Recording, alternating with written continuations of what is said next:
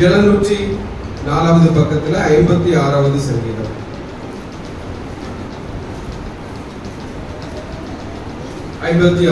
சங்கீதம். பெலிஸ்தர் தாவீதை காத்தூரில் பிடித்த போது யோனாத் ஏலம் ரிகோகிம் என்னும் வாத்தியத்தில் வாசிக்கும்படி தாவீது பாடி ராக தலைவனுக்கு ஒப்புவித்த மிக்தாம் என்னும் சங்கீதம்.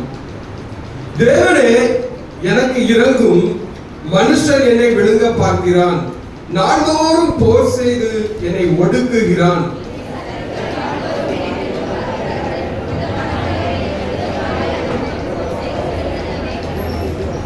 நான் பயப்படுகிற நாளில் உம்மை நம்புவேன்.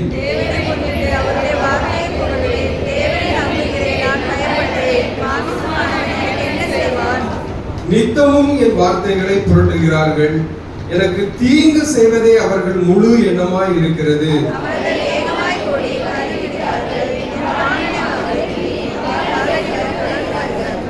அவர்கள் தங்கள் அக்கிரமத்தினால் தப்புவார்களோ? தேவனே, கோபம் கொண்டு ஜனங்களை கீழே தள்ளும்.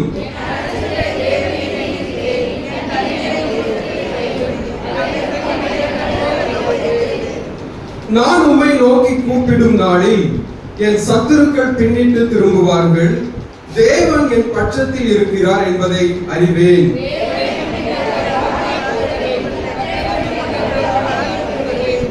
தேவனை நம்பி இருக்கிறேன், நான் பயப்படேன். மனுஷன் எனக்கு என்ன செய்வான்?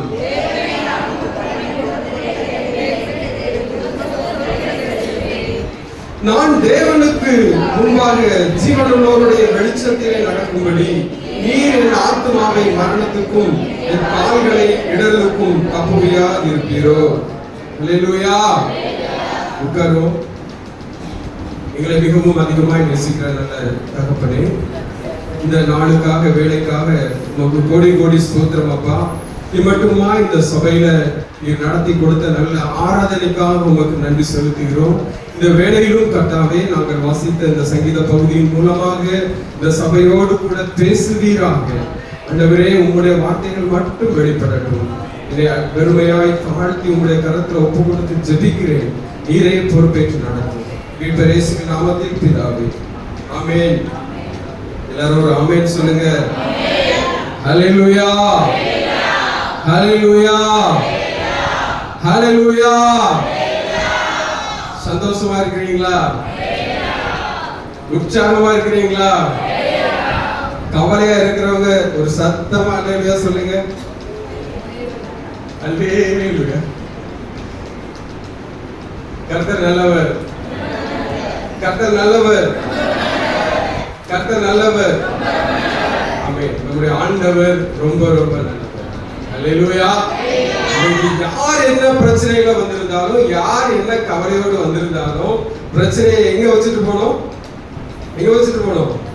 ஆண்டவருடைய பாதத்துல இறக்கி வச்சுட்டு போறீங்க. ஒரு ஆமென் சொல்லுங்க.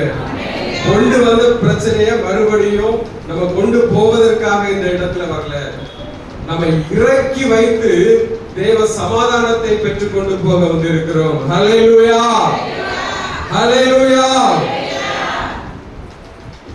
முதலாவது வசனம் இப்படியாக சொல்லுகிறது, தேவனே எனக்கு இறங்கும், மனுஷன் என்னை விழுங்க பார்க்கிறான், நாள்தோறும் போர் செய்து என்னை ஒடுக்குகிறான். சங்கீதக்காரராகிய தாவீது இந்த சங்கீதத்தில் அருமையாக ஒரு ஜெபத்தை ஏறெடுக்கிறார். முதலாவதாக அவர் தேவனை நோக்கி செய்கிற விண்ணப்பம் என்ன என்று பார்க்கும்போது, தேவனே எனக்கு இறங்கும், எனக்கு இரக்கம் செய்யும். எதற்காக இறங்க வேண்டும் என்று சொன்னால், மனுஷன் என்னை விழுங்க பார்க்கிறான், நாள்தோறும் போர் செய்து என்னை ஒடுக்குகிறான். ஹல்லேலூயா. இந்த உலகத்துல நமக்கு விரோதமாய் எழும்புகிற மனிதர்கள் அநேகர் உண்டு. ஒரு புறத்துல சத்துரு பிசாசானவன் நமக்கு விரோதமாக மறைமுகமாக செயல்பட்டு கொண்டிருந்தாலும், ஆவிக்குரிய உலகத்தில் அவன் போராடி கொண்டிருந்தாலும், சில நேரங்கள்ல அவனுடைய தந்திரம் எப்படி இருக்கும் என்று சொன்னால், ஒரு மனுஷன் மூலமாக ஒரு ரட்சிக்கப்படாத ஒரு மனுஷன் மூலமாக, இல்லாவிட்டால் பின்மாற்றத்துல வாழ்ந்து கொண்டிருக்கிற ஒரு மனுஷன் மூலமாக ஒரு நீதிமானுக்கு தீங்கு செய்ய பிசாசு நினைப்பான். ஹல்லேலூயா, ஹல்லேலூயா. அவர்கள் எப்படிப்பட்ட ஒரு உன்னதமான ஒரு நிலைமையில ஒரு தேவ ஊழியராக இருந்தாலும் சரி, ஒரு சாதாரண விசுவாசியாக இருந்தாலும் சரி, என்றைக்கு நீங்க ரட்சிக்கப்பட்டீர்களோ, என்றைக்கு ஆண்டவராகிய இயேசுவின் இரத்தத்தால கழுவப்பட்டீர்களோ, அன்றையில இருந்து பிசாசானவன் உங்களுக்கு விரோதமாக போராடி கொண்டே இருப்பான். ஹல்லேலூயா. அவன் எப்படி போராடுகிறான் என்று சொன்னால், நாள்தோறும் போராடுகிறான். நாள்தோறும் சத்துரு நமக்கு விரோதமாக போராடுகிறான்.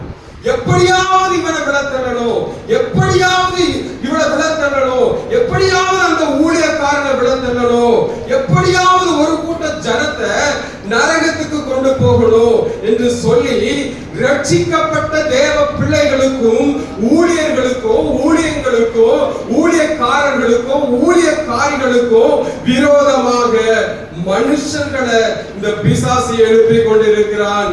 ஹல்லேலூயா.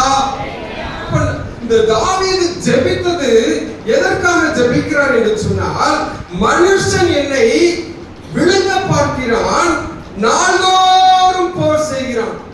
தினம் தினம் இந்த உலகத்துல நமக்கு யுத்தம் உண்டு. யாரோட? வானமண்டலத்து பொல்லாத ஆவிகளோடு தேவ பிள்ளைகளுக்கு என்ன உண்டு? போராட்டம் உண்டு. இந்த போராட்டத்துல நம்ம என்ன செய்யக்கூடாது? தோற்று போகவே கூடாது. ஹல்லேலூயா, ஹல்லேலூயா. இரண்டாவது வசனம், என் சத்துருக்கள் நாள்தோறும் என்னை விழுங்க பார்க்கிறார்கள். உன்னதமானவரே, எனக்கு விரோதமாய் அகங்கரித்து போர் செய்கிறவர்கள் அநேகர். ஏன் இந்த சத்துரு நம்மளை கடிச்சு சாப்பிடுறதுக்கு பதிலாக விழுங்க பார்க்கிறான் விழுங்க பார்க்கிறான் என்று வேதம் சொல்லுகிறது என்று சொல்லி யோசித்த போது பாருங்க, ஒரு மிருக காட்சி சாலையில ஒரு சகோதரி இருந்தாங்க. அந்த மிருகங்களுக்கு தண்ணீர் ஊற்றி வைப்பது, அந்த மிருகங்களுக்கு சாப்பாடு போடுறது அந்த சகோதரியுடைய வேலை. ஹல்லேலூயா. கதனோட அப்படி ஹாப்பியா சந்தோஷமா கேப்பீங்களே, அப்படிதானே? சரி, மிருக காட்சி சாலையில தண்ணி வைப்பதோ சாப்பாடு வைப்பதோ அந்த சகோதரியுடைய ஒரு வேலையா இருந்துச்சு. இப்போ ஒரு நாள் இவங்க பக்கத்து கூண்டுல இருக்கக்கூடிய ஒரு பெரிய ஒரு கரடிக்கு, கூண்டுல அடைபட்டிருந்த ஒரு கரடிக்கு இவங்க ஆகாரம் வைத்துக் கொண்டிருந்த போது, தண்ணீர் ஊற்றி கொண்டிருந்த போது, பக்கத்துல இருந்த ஒரு சிங்கம் ஒரு கூண்டு அடைக்கப்பட்டிருந்தது. ஆனா அந்த சிங்கத்துடைய கூண்டு வாசல் திறக்கப்பட்டிருந்தது. இப்போ வெளியே இருந்து பார்க்கிற ஆள் சொல்றாரு, அவர் பதறி ஓடி போய் வராரு, அம்மா உங்க உயிருக்கு ஆபத்து, நீங்க இங்க சாப்பாடு கொடுத்துட்டு இருக்கீங்க, ஆனா உங்க பக்கத்துல இருக்கிற சிங்க கூண்டு திறந்து இருக்குது. சிங்கம் அடைப்பட்டு இருக்கிற கூண்டோட வாசல் திறந்து கிடக்குது, அதனால உடனே நீங்க தப்பிச்சு வெளியே வாங்க. ஹல்லேலூயா. இப்ப அதை கேட்ட சகோதரி சொன்னாங்க, அந்த சிங்கத்தை குறிச்சு எனக்கு கவலை இல்ல, இந்த என் கையில இருக்கிற இந்த துடைப்பத்தை எடுத்து 2 அடி அடிச்சனா அந்த சிங்கம் தானா உள்ள ஓடிடும் அப்படின்னா. சிங்கத்துக்கு நீங்க பயப்பட மாட்டீங்களா? ஏன், என்ன பிரச்சனை? ஐயோ, அது கரெக்ட் சிங்கம்ங்க, அதுக்கு பல்லே கிடையாது, இந்த விளக்குமாற எடுத்து 2 அடி அடிச்சா அது தானா என்ன செய்யும்? ஓடி போய் கூண்டுக்குள்ள பதுங்கிரும் அப்படின்னு. ஹல்லேலூயா. இன்றைக்கும் பிசாசானவன் கல்வாரி சிலுவையில ஆண்டவராகிய இயேசுவால அவன் தலை நசுக்கப்பட்டு பற்கள் உடைந்தவனாக சுற்றி கொண்டிருக்கிறான். ஹல்லேலூயா. அதனால யார விழுங்கலாமோ என்று சொல்லி அவன் வகை தேடி சுற்றி திரிகிறான். ஹல்லேலூயா. அதனால அவன் யாரும் விழுங்கவே முடியாது. ஹல்லேலூயா. கொஞ்சம் பக்கத்துல கை பிடிச்சு சொல்லுங்களேன், பிசாசு உங்களை விழுங்க முடியாது. ஹல்லேலூயா. ஏனென்றால் யூத ராஜ சிங்கம் அவர் தலைய பிசாசின் தலைய கல்வாரி சிலுவையில அவர் நசுக்கி வெற்றி சிறந்திருக்கிறார். ஹல்லேலூயா. அவர் நாள்தோறும் நமக்கு விரோதமாக யுத்தம் செய்தாலும் நம்முடைய தேவன் நமக்காக யுத்தம் செய்து அவர் ஜெய கொடி ஏற்றுவார். ஹல்லேலூயா. ஹல்லேலூயா. மூன்றாவது வசனம் இப்படியாக சொல்கிறது, நான் பயப்படுகிற நாளில் உம்மை நம்புவேன். பயம், ஏதோ ஒரு பயம். ஆஸ்பத்திரிக்கு போனா பயம், ஏதாவது ஒரு இடத்துல ஒரு சின்ன கட்டி மாதிரி இருக்குது அப்படின்னு சொன்னா உடனே இவர்களுக்கு பயம் வந்துடும். ஓ, கேன்சரா இருக்குமோ, அப்படியா இருக்குமோ, இப்படியா இருக்குமோ. டாக்டர் அங்க ரிசல்ட் சொல்றதுக்குள்ளாக இவங்களே ஒரு முடிவு பண்ணி பயந்து நடுங்கி அழுது கொண்டிருப்பார்கள். ஹல்லேலூயா. நீங்க பயப்பட வேண்டாம். ஆமென் சொல்லுங்களேன். ஹல்லேலூயா. நீங்க ஆண்டவரை நம்பும் போது, தேவனை விசுவாசிக்கும் போது, தாவீது சொன்னது போல, நான் பயப்படுகிற நாளில் உம்மை நம்புவேன். ஏதோ ஒரு பயத்தோடு கூட இந்த இடத்துல நீங்க வந்திருந்தா தைரியமா சொல்லுங்க, ஆண்டவரே நான் உம்மை விசுவாசிக்கிறேன், உம்மை நம்புகிறேன் ஆண்டவரே. தாவீது சொன்னது போல நீங்க உறுதியா சொல்லுவீங்கன்னா உங்க பயம் உங்களை விட்டு ஓடி போகும். ஹல்லேலூயா. ஹல்லேலூயா. சரி, ஒவ்வொரு வசனமா போன 1 மணி நேரம் வேணும். 8வது வசனத்துக்கு வாங்க. என் அலச்சல்களை தேவரீர் எண்ணி இருக்கிறீர், என் கண்ணீர் உம்முடைய துருத்தியில் வையும். என் அலச்சல்களை தேவரீர் எண்ணி இருக்கிறீர். ஹல்லேலூயா. நம்ம இந்த உலகத்துல ஏதோ ஒரு காரியத்துக்காக அலைந்து கொண்டே இருக்கிறோம். ஏதோ ஒரு வேலை வேணும் அப்படிங்கிறதுக்காக அலைகிறோம். ஏதோ ஒரு திருமண காரியமாக அலைகிறோம். ஏதோ ஒரு ஊழியத்தின் நிமித்தமாக அலைகிறோம். ஏதோ ஒரு காரியத்தின் நிமித்தம் நாம் அலைந்து கொண்டே இருக்கிறோம். ஆனா இன்னும் அலைந்து கொண்டே இருக்கிறோம். அந்த அலைச்சல்களை எல்லாம் ஆண்டவர் அறிந்து வைத்திருக்கிறார். ஹல்லேலூயா. ஹல்லேலூயா. ஒருவேளை உங்களுடைய அலைச்சல்கள் எப்படிப்பட்டது? உங்களுடைய சுய தேவைக்காக, உங்கள் சொந்த தேவைக்காக நீங்க அலைந்து திரிகிறீர்களா? அதை யோசிச்சு பாருங்க. இல்ல தேவனுடைய ஊழியத்தின் நிமித்தமாக, ஆண்டவருக்காக நான் ஏதாவது இந்த உலகத்துல செய்யட்டும் என்று சொல்லி நீங்க அலைவீர்களே, ஆனால் அந்த அலைச்சல் தேவனுக்கு முன்பாக வெளியேறப்பட்டது. ஹல்லேலூயா சொல்லுங்க. ஹல்லேலூயா. ஹல்லேலூயா. பாருங்க, அடுத்ததாக ஆண்டவர் நம்முடைய கண்ணீரை எல்லாம் அவருடைய துருத்தியில கணக்குல வச்சிருக்கிறாராம். ஹல்லேலூயா. வெளிநாடுகள்ல ஒரு கலாச்சாரம் உண்டு. வேற நாடுகள்ல என்ன அப்படின்னா, ஒரு குடும்பத்துல எப்படியாவது ஒருத்தர் யுத்தத்துக்கு போகணும்.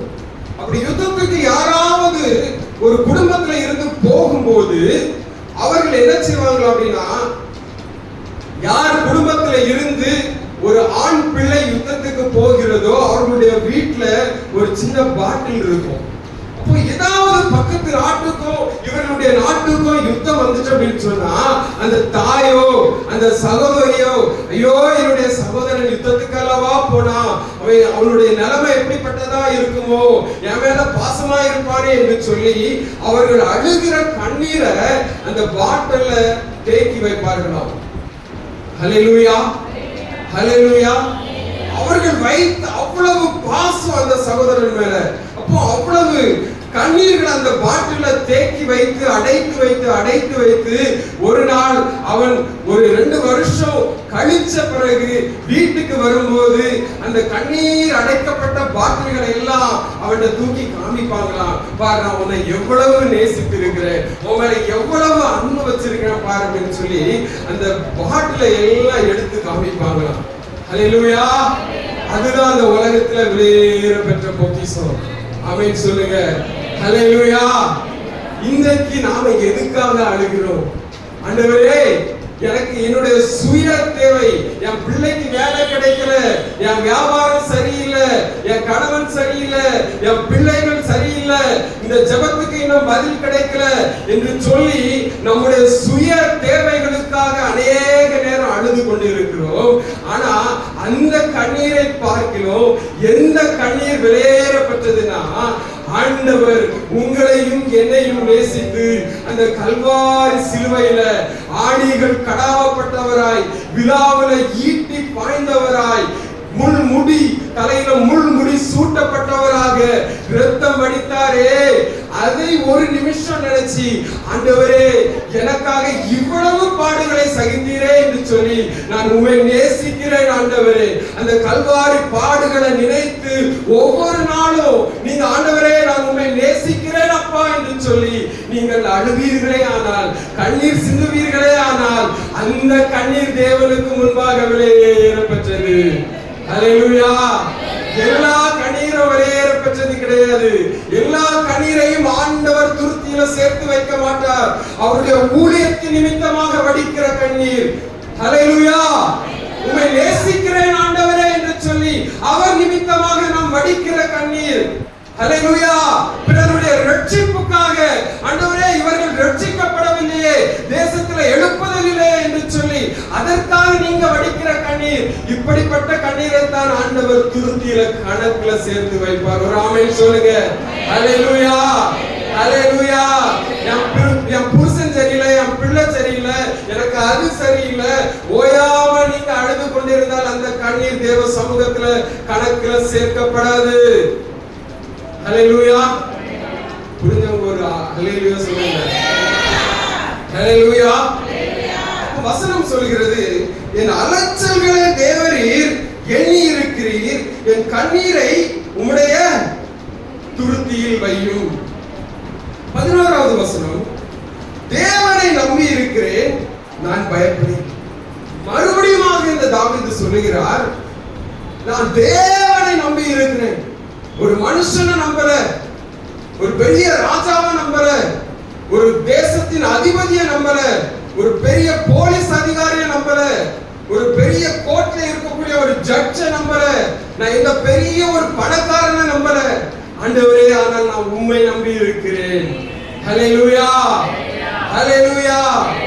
தாவீது ஆண்டவரை எவ்வளவுக்கு எவ்வளவாய் நம்பி அவரை உறுதியாய் பிடித்து கொண்டானோ அவ்வளவுக்கு அவ்வளவாய் தாவீதுடைய காரியத்துல தேவன் தாவீதுக்கு போகிற இடமெல்லாம் வெற்றியை கொடுத்தார். ஹல்லேலூயா. தாவீது செல்லுகிற இடமெல்லாம் ஜெயம் பெற்றார் என்று வேதம் சொல்கிறது. ஆமென். ஹல்லேலூயா. கடைசியாக 13வது வசனத்தை நம்ம வாசித்து முடிப்போம். நான் தேவனுக்கு முன்பாக ஜீவனுள்ளோருடைய தேசத்துல ஜீவனுள்ளோருடைய வெளிச்சத்துல நடக்கும்படி நீர் என் ஆத்துமாவை மரணத்துக்கும் என் கால்களை இடறலுக்கும் தப்புவியாக இருப்பார். தப்புவியா இருப்பீரோ அப்படின்னு ஒரு கேள்வியை கேட்டு முடிக்கிறார். ஹல்லேலூயா. நிச்சயமாக ஆண்டவர் என்ன செய்வாரு, நம்முடைய கால்களை மரணத்துக்கும் நம்முடைய கால்களை கண்ணிகளுக்கும் பிசாசு வைத்திருக்கிற வலைகளுக்கும் நீங்களாக்கி நிச்சயமாய் விடுவிப்பார். ஹல்லேலூயா, ஹல்லேலூயா. தேவன் இந்த சங்கீத பகுதியின் மூலமாக நம்மை ஆசீர்வதிப்பார்.